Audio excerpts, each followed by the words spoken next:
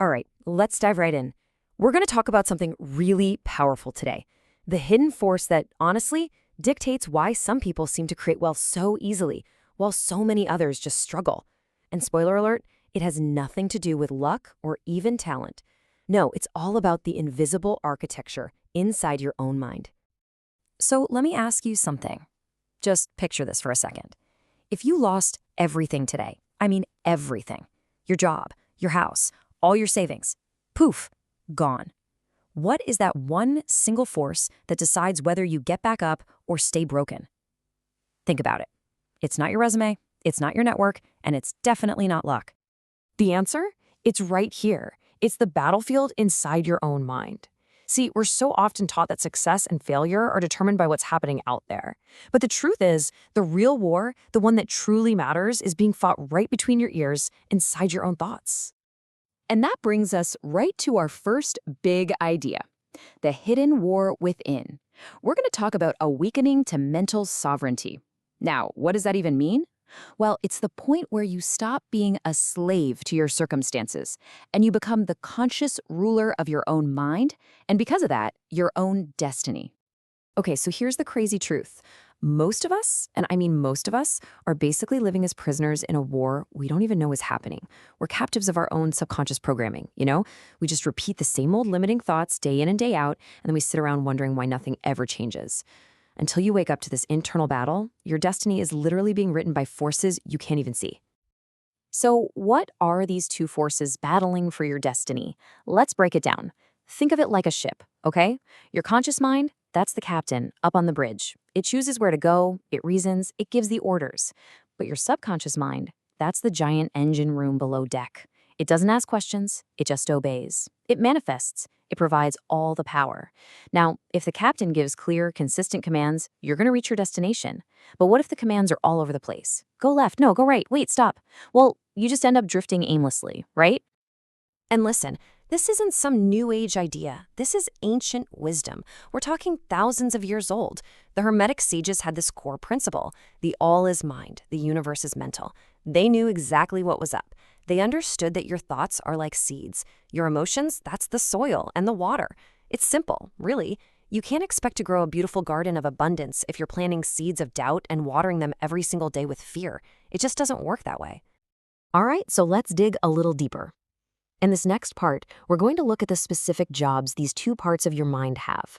And we'll use two really powerful metaphors to get our heads around it: the gatekeeper and the architect. Okay, first up, your conscious mind. I want you to picture it as the gatekeeper. It's standing guard at the gates of this incredibly sacred temple, and that temple is your subconscious mind. Its sacred duty, its one job, is to choose what thoughts are allowed to get in. Every single thought of doubt, every fear, every "I can't do this" that pops into your head, that's an invader trying to get past the gates. And your conscious mind has the power to say, nope, you're not coming in here. Now, what happens when a thought does get past the gatekeeper? Well, it gets handed over to the architect, and that's your subconscious mind. This is the hidden builder working 24/7. It takes whatever blueprint it receives, and it just starts building your reality. Brick by brick, experience by experience, it constructs your entire world based on those plans. And here's the most important thing you need to get. The subconscious, it never argues. It doesn't care if the blueprints are for a palace of abundance or a prison of poverty. It will build either one with the exact same dedication. It doesn't judge, it just builds. That's why getting a handle on your thoughts isn't some nice-to-have luxury. It's an absolute necessity. So really, it all boils down to this one huge responsibility, doesn't it? The quality of what you allow yourself to think directly creates the quality of your life. It's just like the old saying goes, he who controls his thought controls his destiny. Simple as that.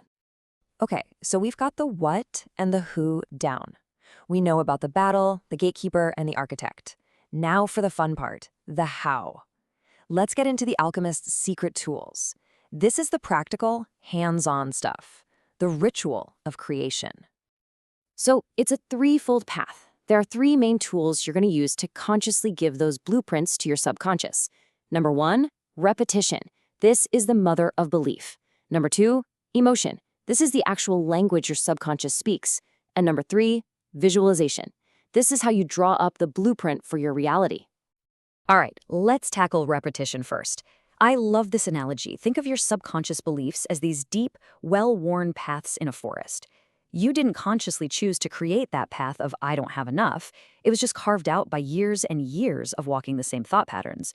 So to change, you have to consciously start walking a new path. The path of I have more than enough. And yeah, at first it's going to feel awkward, you're pushing through branches, but if you keep walking it day after day, you'll create a new, clear trail. And that old path, it just gets overgrown and disappears. But here's the catch with repetition. A thought by itself is, well, it's just a command with the power turned off. Emotion, that's the electricity that brings it to life. You can keep sending blueprints to the architect all day long, but if there's no emotional charge, no energy behind them, construction never even starts. Your subconscious doesn't speak your native language.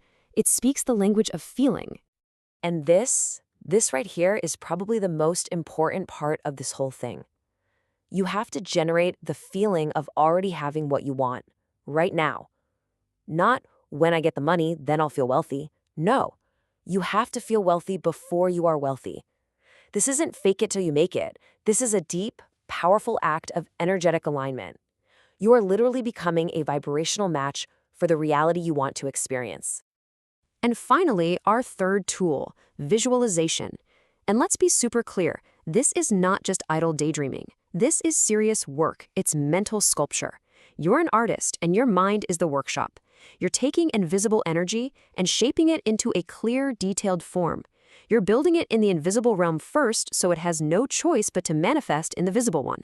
You're speaking directly to the subconscious in its favorite language, pictures. So let's wrap all of this up. Our final section is all about mastering your inner world. Because at the end of the day, using these tools isn't just a party trick. It's the great work.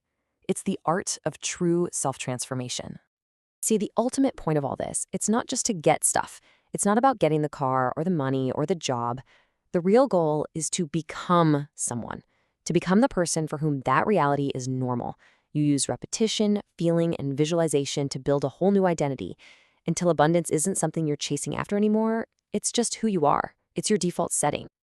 And this quote just nails it, doesn't it? The outer world is a mirror of inner imagery. Think about that. A mirror can't show you a smile if you're standing there frowning and at it. It has no choice. It can only reflect what's in front of it.